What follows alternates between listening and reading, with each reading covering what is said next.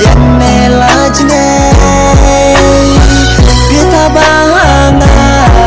nanki kejet snge Uba it ompei gong thay ngade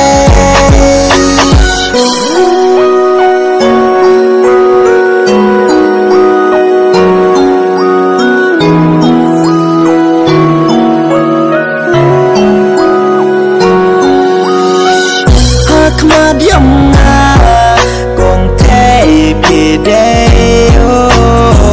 chi changa thokare babronan puri blay kong thay api na chi dinat chi cha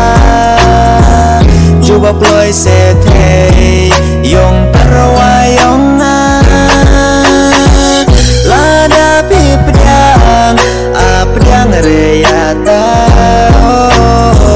bojong as ngeusi tapi pedang reyanga laduk liduk jeren yang ngabiang